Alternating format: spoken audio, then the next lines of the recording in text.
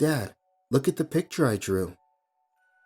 I put on my best, appraising my son's artwork face, and looked down at the picture he had drawn. I recoiled a little when I saw it, not really sure what to make of it. It was a baby head, like a baby doll, but no body was attached to it.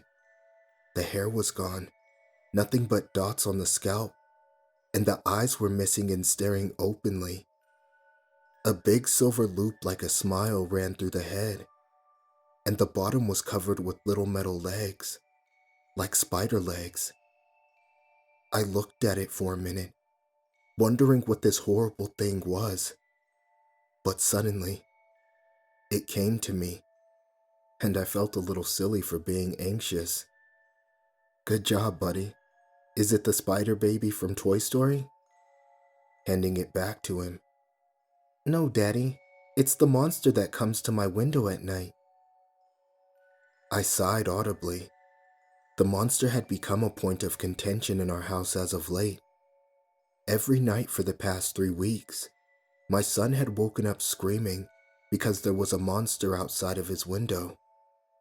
Ever since we had moved into our new house, it had been a regular nightly event, and I had almost started waking up before the screaming. It never mattered how fast I ran, though. There was never anything there when I arrived. He was always sitting up in his bed, pointing out the window and crying about a monster looking in at him. When we got home, he grabbed his tablet and began watching Mickey Mouse Clubhouse, as he usually wanted to do after school. I made sure he was comfortable on the couch and not likely to run out of the front door, and started washing dishes. Between the three of us, we usually make a fair amount of dishes. I was just finishing up when my wife came home, grimacing at the picture on the fridge as she came in. That's an interesting piece of work, she said, kissing me on the cheek. Apparently, that's the monster that's been waking him up every night, I said, making her frown as she sat at the table. The monster? Again? This seriously has to stop. We have to do something about it. I shrugged, tossing the drying rag into the sink. I wish I knew what. What if you spend the night in there tonight? I looked dubiously at her. What, like on the floor or something? No, you could sleep on the other bed in there. I always forgot there were 2 beds in my son's room. They were bunk beds, one on the ground level and one on top. One was supposed to be for guests, playmates, or cousins who wanted to spend the night. And the other was for him. In reality, though, it was more of an excuse for my son to pick a bed to sleep in every night. He usually slept on the top bunk, sitting right beneath the window, but sometimes he liked to sleep in the smaller bed at the floor level. Okay, I guess I'll spend the night in there. Promise you'll reward me in the morning? I teased. She said she would and giggled when I kissed her on the cheek. That reward would never come, though. That night, we went through our nightly routine.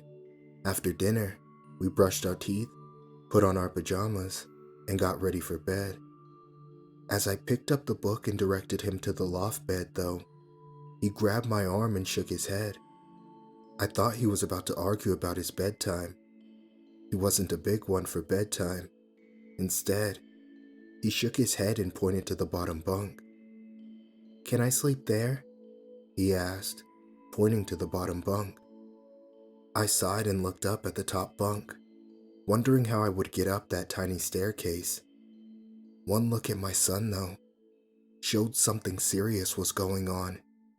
He looked scared, too scared for a kid his age, and I was suddenly kind of scared myself. What was so scary about this bed? This wasn't the first time he balked at the idea of sleeping in the loft bed, and I was kind of hesitant to climb in on it. I got over this quickly and told him he could sleep in the bottom bed if he wanted. So, we read our Clifford book, and I turned off the lights. swinging up onto the top bunk as I snuggled down to sleep. For a few hours, I slept fitfully. I was awakened in the dark of the night by a light scratching at the window. It wasn't a loud scraping. It was soft, like something rubbing lightly against the glass as it attempted to get my attention. Maybe a fingernail, maybe a knife tip, but it was consistent in its efforts as it rubbed. After the picture earlier, my mind conjured up an image of a baby head with metal spider legs, scrabbling at the glass. In my dream, it dug perfect grooves into the glass, like a jewel thief in a movie, and it was making progress through the window. The baby's head had a mouthful of metal teeth to go along with its legs. The teeth gnashed at the glass as the legs cut, and I could do little else but lay there and watch him cut through the transparent barrier. I woke up as he scuttled in and leaped on my face, its twisted metal teeth twinkling. When I woke up, I thought the dream hadn't quite ended. The scraping continued, that soft, whispery sound, and I opened my eyes and glanced at the window. I was covered, a pillow over my head, and my eyes peeked from beneath the corner of the blanket. I was still half asleep, and as the crust broke away from my eyes, I thought I still might be dreaming. I saw the baby head, metal legs still scrabbling, pressing against the window. I lay still, watching the little creature bounce off the glass. Its scalp was a stubby patch of yanked out hair. Its blue eye looked straight ahead, placidly, while the other yawned vacantly. The metal legs were bumping and rubbing, making scratching sounds against the glass. They didn't seem as dexterous as they were in my dream. The monstrous thing seemed like a Halloween decoration, something blown by the wind as it swung from a post, and as I watched it shake and spasm, I noticed the ring. The ring from the picture, a thick metal loop, ran through the head and connected it to a thick chain.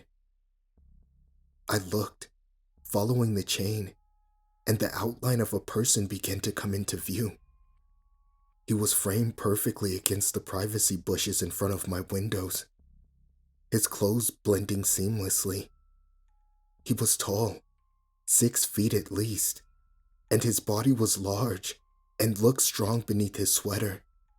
His face was doughy and pockmarked as it pressed against the window glass, his tongue wet and forming bubbles as it slid over the filthy glass. His flesh was pressed to the window as he looked into the shadowy room, and his eyes searched for something. Thankfully, my son probably never saw him and had only ever seen the strange baby head necklace. If he had seen this strange face pressed against the window, he would have likely never slept in his bed again. The man's eyes found mine suddenly, his crazed look sobering a little as he realized I was not my son. We locked eyes, and I'm ashamed to say that I did not deliver some piercing look that scared him away. I was just as scared as my son was every night, before he started screaming in my dazed and fearful state.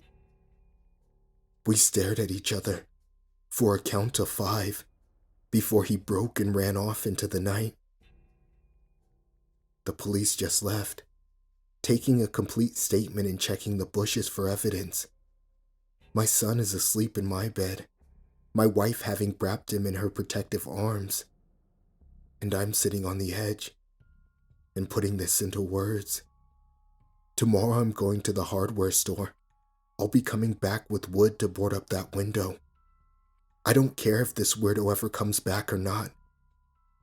Before I let my son spend the night in that room, I will make sure no one can ever peek through that window again.